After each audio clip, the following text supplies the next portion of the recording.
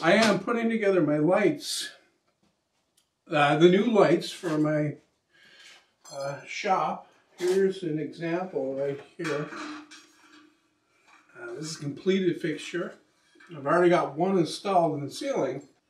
I thought I would do the tedious stuff first, and that's get all of the, all of the lights assembled before I actually start installing. I put that first one up there basically to see how it would look here, because like the idea is to take out the ones that I currently have up here, which are these fluorescent ones, and put these ones in, but more of them, and more evenly spaced throughout the shop to give me more even light.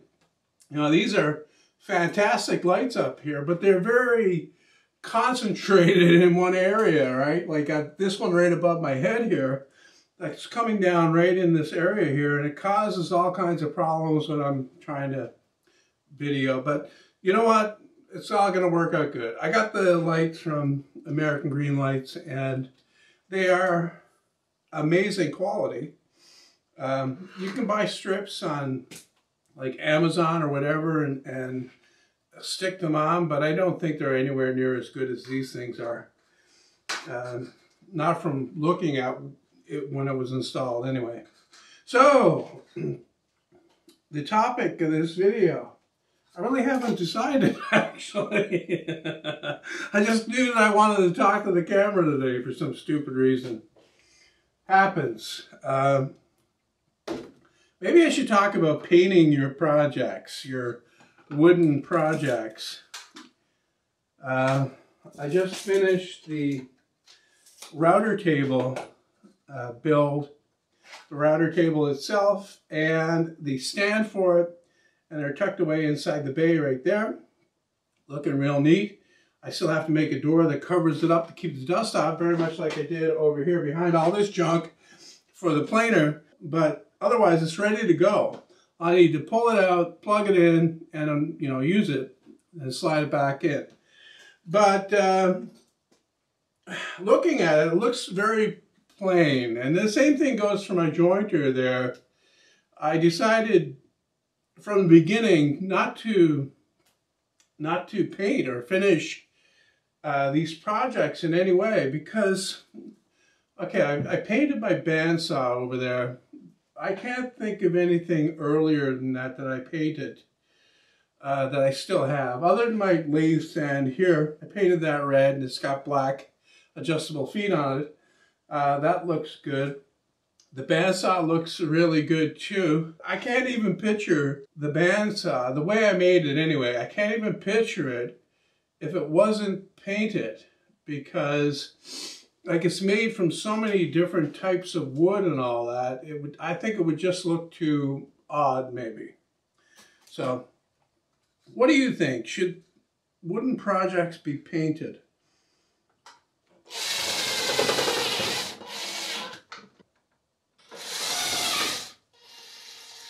Painting of the projects. I've got another example here, something that I did, and I kind of regretted doing it. I got junk piled up there. Of course, the table saw workbench.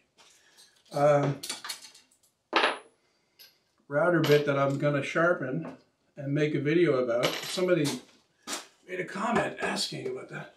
My wooden table saw fence here. I left the majority of it. I left the whole thing actually unfinished, and it really looks good. But then I went ahead and I painted the iBuilt.ca on there, and I did that in that blue paint, and I did it clean, so it didn't look like this. It was all well defined, really sharp.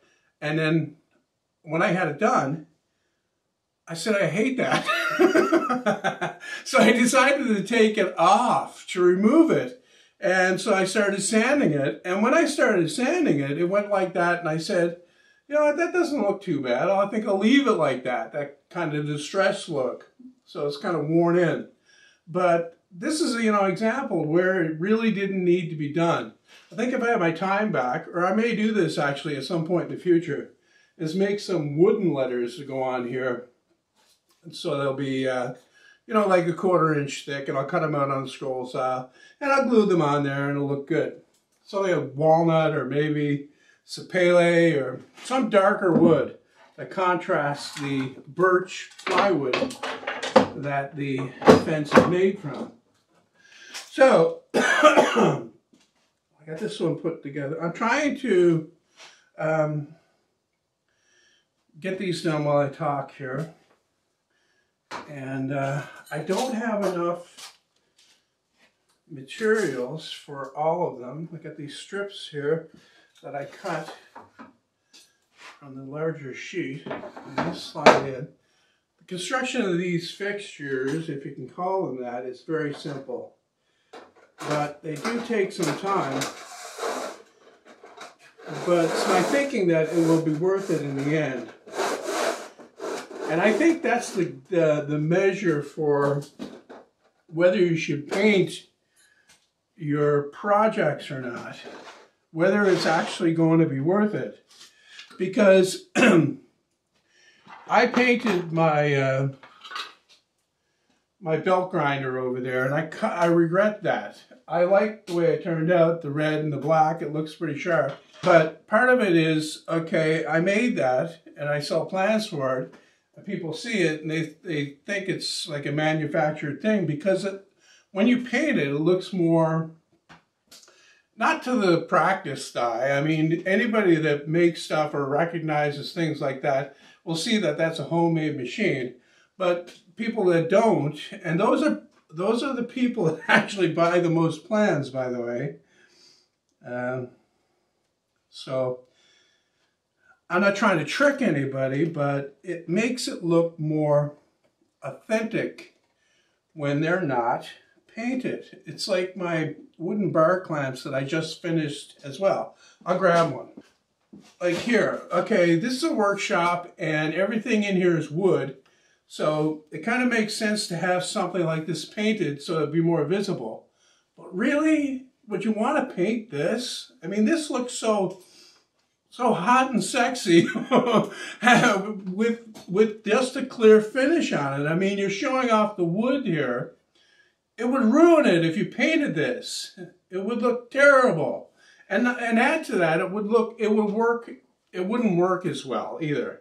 That's what I found with my belt grinder over there. When I painted that, the boom arm locked up inside there because the paint, even once it's completely dry, is still somewhat tacky, and can say that way. So there's ups and downs with painting stuff. And in my opinion, it's mostly downs, actually. Especially if you're doing this kind of thing like I'm doing, where, you know, I try to impress upon people that all of this stuff that, you know, you do in your workshop, you can, like, you don't have to go out and buy the latest tools to do it. You can do it yourself. You can make a lot of these things yourself. So what better way to illustrate that than to make them and leave them in their bare wood state, I guess you could say.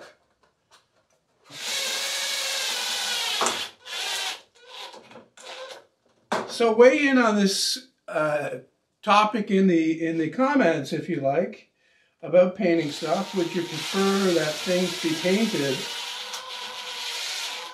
Is that the kind of look that you're actually going for? Something that looks more manufactured, I guess you could say? Or do you appreciate the homemade look? Like, here it is, man. I made this, and I'm damn proud of it. What do you think? Let me know.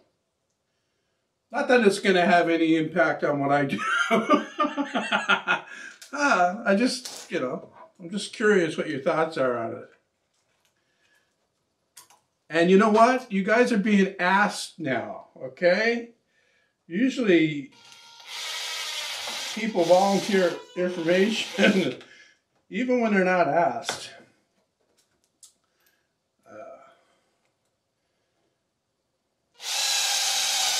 Information that may not be welcome. Anyway, so this is another one finished. See how easy that is? The only complicated part of this thing to make was the end caps here, which I made from aluminum flashing, so that and the aluminum flashing I already had. I had to buy the steel studs. They're cheap, like $4 each, I think. So it's when you consider that I got the things for, say, promotional consideration, it's a cheap alternative or a cheap way to do it. I don't know how much it would all cost. It probably wouldn't. I don't know if it would. I gotta wait and see how good the lighting is. I know it's going to be better. Just by powering up that one up there, I could see that that was a better quality light. And then the fact that there are going to be a total of 15 in the ceiling, and they're scattered throughout it, rather than the 6 that are up here now, plus that single bulb up there. That just means that I'm going to get better, light. And also, these ones are all going this way, and the majority of these will also be going this way. But I am turning around 4 of them to go the other way like that, across the ceiling. So that kind of, I think that works better.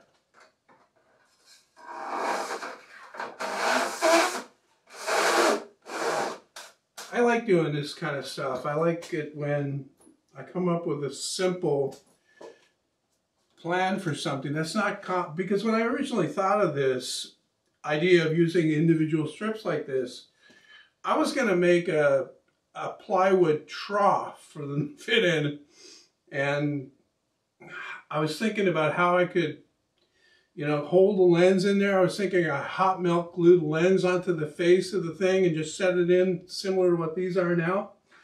But then I had some track, the bottom plate for these studs out in my shed, and I thought about using that because of course it's metal, so it's already formed, but the thing with the track is it's straight up and down on the sides. And then I thought I could make a bending jig and make slits in it and bend it. And then I said, stupid, the studs are already made like that, so just go buy those.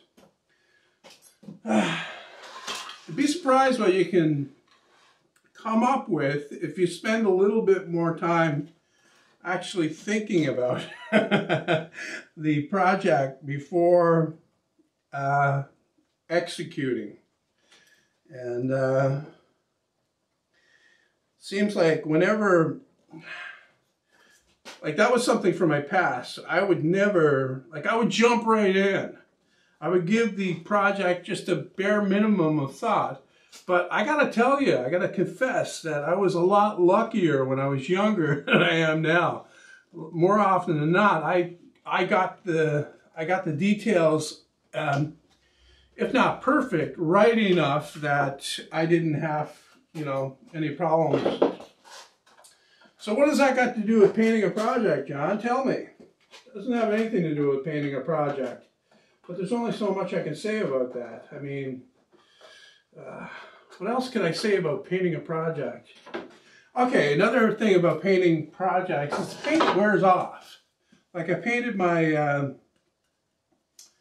insert for the table saw here blue, and you can see here it's worn off. So, and that was even, I painted that, the blue paint, and then I put water-based polyurethane over top of it again, so that was even more protection. Still rubbed off. So it's something where you kind of locked into a maintenance mode type thing. So if you leave it clear, if you leave it natural and you clear coat it, then even if that rubs off, it still looks fine. And it's not a big deal to renew it every once in a while, but the paint, and then the paint can build up because it's way thicker. So that's another thing.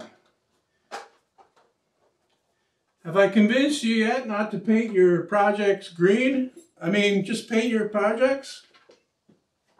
I've got my belt sander, disc sander over there, the one you see in the background that's blue and yellow. And no problem to see it in the shop. It's pretty bright. However, if I had my time back, I wouldn't have painted that either. Not that it caused any problems with it, it just doesn't look as good. I think it just doesn't look as good when it's painted like that. It kind of makes it look like a cheap manufactured tool, is what I'm trying to say. Rather than a high quality homemade one. You know what I mean? If you are selective with the material, if you spend more on, you know, buying the good plywood, why not show that off? And people will say, well, it's just plywood. Well, last time I checked, plywood is not cheap. You know? Because it has way more uses, generally speaking, than solid wood. Okay, 3 done. My strategy here is to work on this end down here first, because there's going to be a group of the transformers or power supplies for these located in one place close to where the...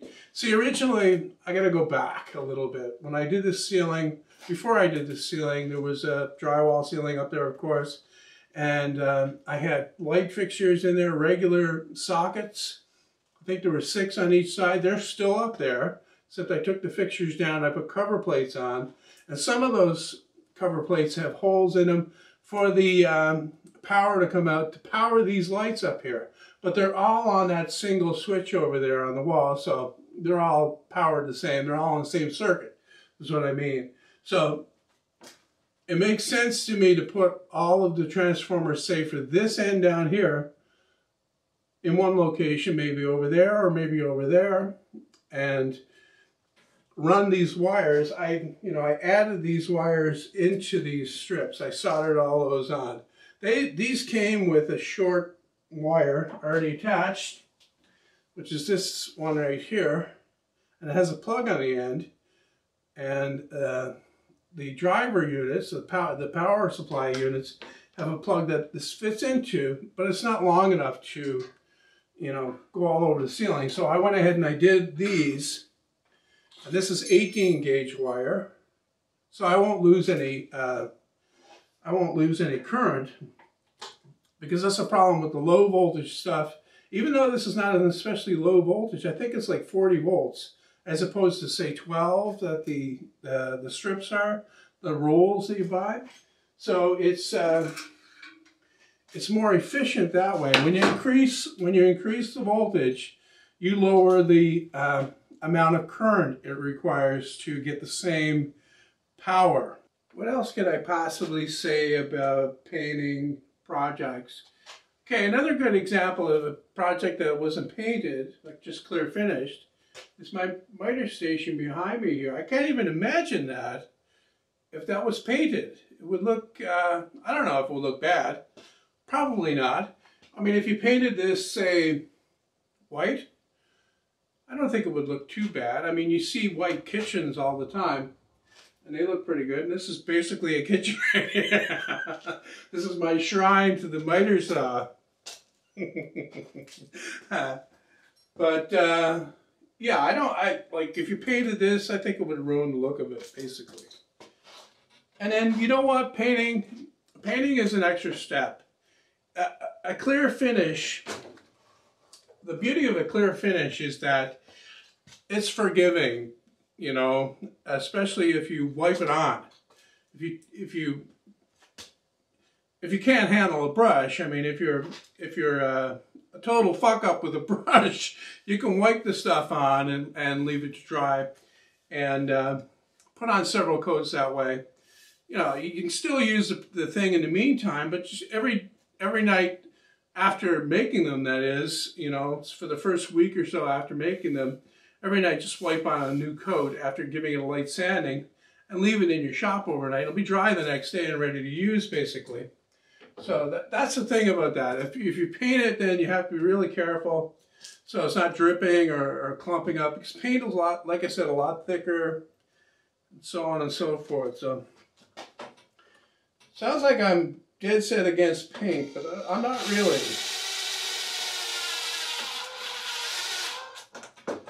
I'm not really. However, if I were to, because it's still kind of up in the air whether I will or not, if I were to build a new workshop, because I pretty much discarded the idea of building onto the front of this. I think if I'm going to go to the trouble of building anything new, it might as well be a brand new shop out on back there. Build it from the ground up the way that I want to. It wouldn't be substantially bigger than this. I already kind of drew up a plan for it. But if I were to build it, it wouldn't have drywall on the inside walls. It would have plywood. I would probably go with this plywood right here that I have on this. The same stuff I use for the plywood flooring, the same stuff I'm using for a lot of projects. It's a good quality, nice, either that or fir plywood, good one side fir plywood, but that's so expensive. It's like $50 for a sheet of 1/2 inch. And it used to be worth it, but it's not worth it anymore. It's just not as good as it used to be.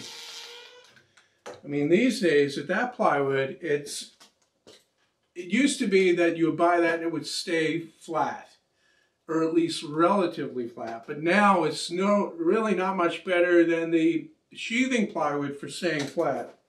And sheathing plywood is a lot cheaper. I may just use sheathing plywood actually. But like I say, that's if. And that's a big if at this point, because here's my shop here. If I got rid of the junk that's in here, the wood mainly, that I have over there, and if I move my grinder out into the shed, like I plan on doing, turning that into the metal shed, I guess you could say, then that would really free up enough space in here to make it so that it would be big enough for what I want. The jointer is the big issue right now. Where would I put it? But I've been thinking about an idea. Okay, I'm going to build a new table saw. Bet you've heard that one before. I'm going to build a new table saw.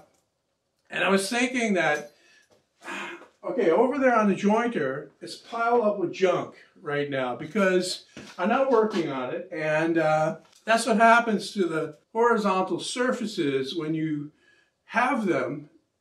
They are a magnet for the junk. So that's what's happening over there now. And that got me to thinking that it would be nice if I had a similar type thing as the router table and the planer, that I could just roll that in out of the way. So I was thinking about making the table saw so that it works like that. It has an open bay inside of it for the jointer to roll right in. When it's not being used, you just pull it out, wheel it over to the side there, and use it, and then roll it right back in type thing. So kind of like a garage for the jointer. I thought that was a neat idea. And it would be an idea that I want to do if I was to, when I build a new table saw. I pretty much confirmed in my mind anyway that that's what I'm going to do. I'm going to make an alcove or a bay for the jointer to slip in. The logistics of it I haven't figured out just yet. Another possibility is to make the table saw, so say on this side, there's an extension wing that's normally there. And when I want to use the jointer, the extension wing will fold up, almost like a bar top. You know, you have that part that opens up so you can walk into the bar. So that would fold over onto the table saw and expose the jointer underneath. and you use that, and then when you're done, you just fold that back down and you use it for the table saw. So that might be the better idea, because rolling the jointer around is probably something that will prevent me from using the jointer. You know, I've talked about that before. I don't know if I physically talked about it, but I've mentioned it before in say blog entries that,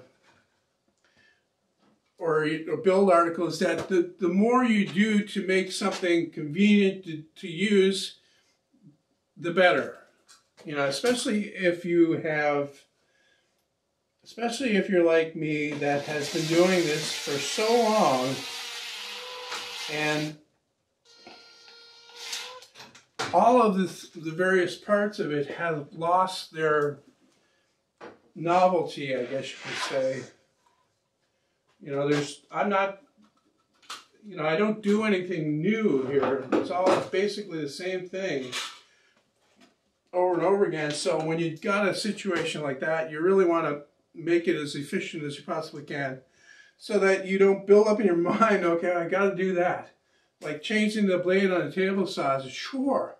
And changing the blade on the bandsaw is a nightmare. I don't want to do it.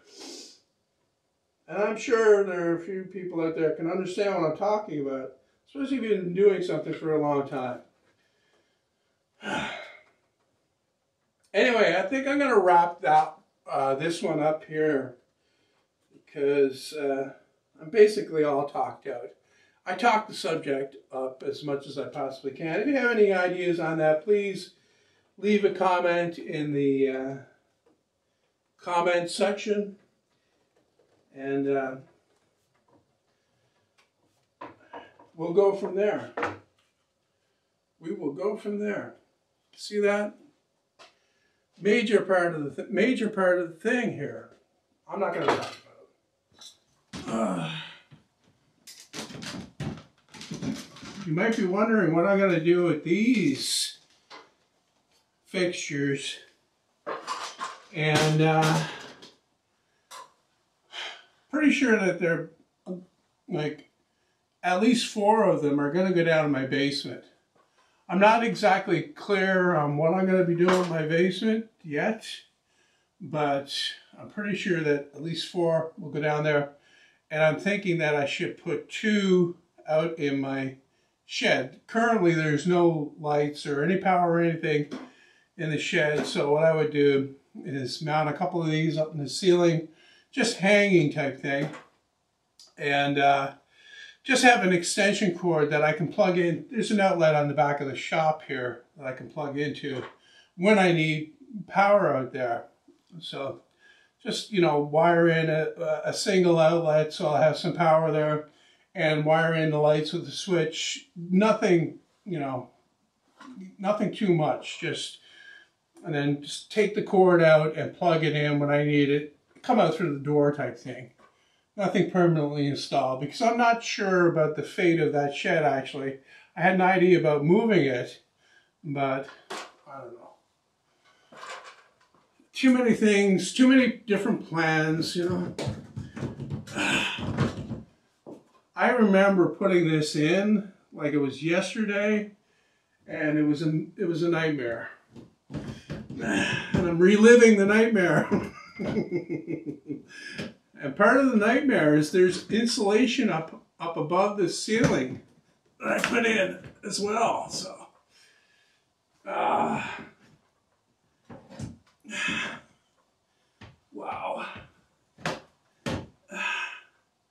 Anyway, enough of that.